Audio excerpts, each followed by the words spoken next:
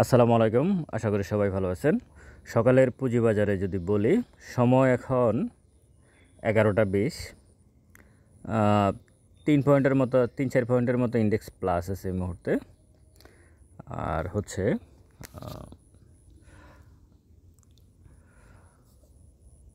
টপে রহিম textile, সাবকো spinning, আর index positive করে রাখছে লাফাজ হোলসিম আছে, রূপালী ব্যাংক আছে। এর মধ্যে মূলত মার্কেট সীমাবদ্ধ। মার্কেটের 1 মিনিট যে চার্ট সেটা কিন্তু একই জায়গায় স্থির হয়ে আছে। এটাকে কারেকশান আমি বলবো না। এটা আসলে বড় বিনিয়োগকারীরা হয়তো মার্কেটকে দেখতেছে। কারেকশান হলে একটু হয়ে যেত। মার্কেট দিন শেষে এখন যে অবস্থা আছে এই অবস্থায় থাকবে না। পজিটিভ যদি হয় দিন শেষে তাহলে খুব ভালোভাবে পজিটিভ হবে। আর নেগেটিভ হলেও নেগেটিভ একটু ভালোভাবেই হবে। তবে আমার বিশ্বাস দিন শেষে মার্কেট পজিটিভ কিছু হওয়ার সম্ভাবনা থাকবে, এটা আমার বিশ্বাস। 185টার মতো অ্যাডভান্স আছে এই মুহূর্তে। আর টপে যে স্টকগুলো আছে এগুলা মানে বিগত দিনে যথেষ্ট পরিমাণ পড়ছে, এখন কিছুটা আপ করতেছে। হল্টেড খুব বেশি নাই, 2-1টা স্টকে, যেমন রহিম টেক্সটাইলে সম্ভবত একটা স্টকে সম্ভবত হল্টেড আছে। এর বাইরে আর তেমন কোনো স্টক হল্টেড নাই। আমরা এটুকু আশা করি দিন শেষে পজিটিভ কিছু হবে। তবে আজকে মার্কেট থেকে প্রফিট টেক করাটা একটু কঠিন হয়ে যাবে, কারণ স্টকগুলোর প্রাইস এমন জায়গায় যদি মানে যেগুলো অ্যাডভান্স আছে 10 পয়সা, 20 পয়সা, 30 পয়সা এটুকু নিয়েই কিন্তু অ্যাডভান্স আছে। এখান থেকে আসলে প্রফিট টেক করার খুব বেশি সুযোগ নয়। তবে শেয়ারের প্রাইস পড়ার যে বিষয়টা, খুব দ্রুত প্রাইস পড়ার যে বিষয়টা, সেটা মূলত মনে হচ্ছে থেমে গেছে। গতকাল এবং গত পরশু আপনারা দেখতে পাচ্ছেন একটা বিগ ক্যান্ডেল, 2টা বিগ ক্যান্ডেল লাল লাল।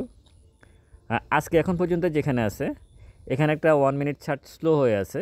তার মানে যে স্টকগুলো আপ হয়েছে সেগুলো যে কারেকশান হবে, যতটুকু হওয়ার ততটুকু হয়ে গেছে, এটা আমার কাছে মনে হচ্ছে।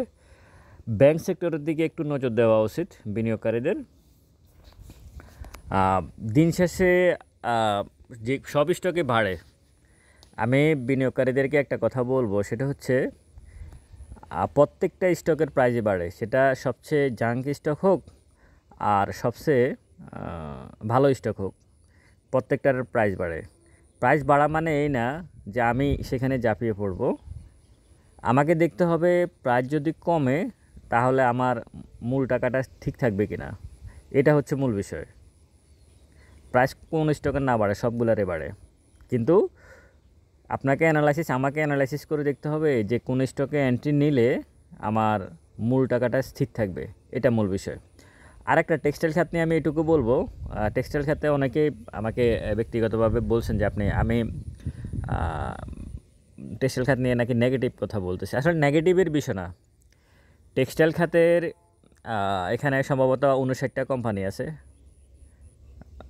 59টা, সম্ভবত 59টা বা 49টা এরকম কোম্পানি আছে। এর মধ্যে বেশিরভাগই হচ্ছে বি এবং জেডে।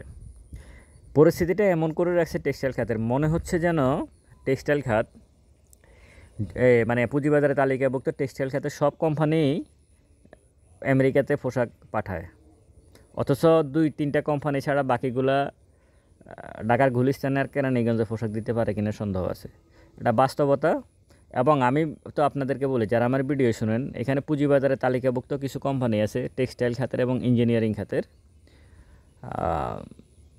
আপনার ঘরের আসবাবপত্র যতটুকু আছে ওদের তাও নাই, কোম্পানিই নাই, তাও থাকার তো ব্যাপারটা হচ্ছে আলাদা বিষয়।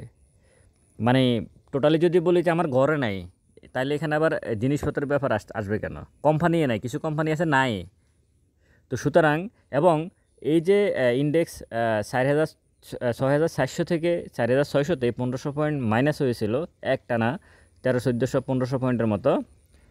এখানে সবচেয়ে বেশি ক্ষতিগ্রস্ত হয়েছে ইঞ্জিনিয়ারিং, ফিন্যান্স এবং মানে জাঙ্ক শেয়ার যারা কিনছে, যত বেশি জাঙ্ক শেয়ার যারা কিনছে তত বেশি তারা ধরা হয়েছে 50-60%। তো সুতরাং আপনারা এই বিষয়গুলো, এবং যারা একটু ভালো মানের মোটামুটি তারা একটু কম ধরা খেয়েছে, যারা সবচেয়ে টফে ছিল তারাই কিন্তু দিন শেষে পজিটিভই ছিল এবং এখনও পজিটিভ আছে। এখানে টাইমটা হচ্ছে ইম্পর্টেন্ট, একটা সময় আপনাকে নির্ধারণ করতেই হবে। আর যত বেশি মানে কি বলে প্রফিট কম আশা, যে কোনো ব্যবসায় আসলে কম প্রফিট আশা করা উচিত। খুব দ্রুত এখানে অনেক কিছু হয়ে যাবে এরকম চিন্তা ভাবনা করা ঠিক না, কারণ মার্কেটটার ডিজাইনটা বড়রা তৈরি করে। ইন্ডেক্স পজিটিভ থাকবে, ভলিউম কী হবে, কোন স্টকের প্রাইস কী হবে, এটা তারাই ঠিক করে, এটা আমি আর আপনি ঠিক করি না। তো আমরা ঠিক করতে পারি একটা কোম্পানি কী দেয় আমাকে, সেই অনুযায়ী একটা অ্যানালাইসিস বের করে দেওয়ার চেষ্টা করা হয়। হোয়াটসঅ্যাপ ফিড গ্রুপে যারা জয়েন করতে চাচ্ছেন, আপনারা আজকের দিনের ভিতর, আজকে বলতে আজকে, আগামীকাল শুক্রবার, শনিবার, এই 3 দিনের মধ্যে অগাস্ট মাসের জন্য আপনারা জয়েন করতে পারেন। এরপর আমি আর অগাস্ট মাসের জন্য নতুন কোনো কাউকে আর হোয়াটসঅ্যাপে এই মুহূর্তে নেব না। আবার ইনশাল্লাহ সেপ্টেম্বর থেকে আমি নতুন করে আবার ইয়ে করব, কারণ এখানে যারা আসছেন এখানে প্রায় অনেকেই অ্যাড হয়েছেন, 50-60 জনের মতো হোয়াটসঅ্যাপ ফিড গ্রুপে। সুতরাং এলোমেলো হয়ে যাচ্ছে। তো আমি এই মাসের জন্য, অগাস্টের জন্য আগামী 2 দিন আপনারা সময় পাবেন। এরপর আর আমি আর অগাস্টের জন্য নেব না, সেপ্টেম্বরের জন্য নেব। আর হাতে লেখা বইটা সংগ্রহ রাখতে পারেন। নতুন বিনিয়োগকারী যারা আছেন তারা, সকালের পুঁজিবাজার এটুকুই। দিন শেষে আশা করি আমরা পজিটিভ কিছু হওয়ার সম্ভাবনা আছে। আমার বিশ্বাস, যেহেতু পরপর 2টা লাল ক্যান্ডেল হয়েছে, আশা করা যায় পজিটিভ কিছু। সতর্কীকরণ, এটি শিক্ষণীয় আলোচনা মাত্র। স্টক আমার কোনো বাইসেল নির্দেশ করে না। নিজ দায়িত্বে বাইসেল সম্পন্ন করবেন। পুঁজিবাজার ঝুঁকিপূর্ণ, জেনে শুনে বুঝে বিনিয়োগ করুন। ভালো থাকুন। আসসালামু আলাইকুম।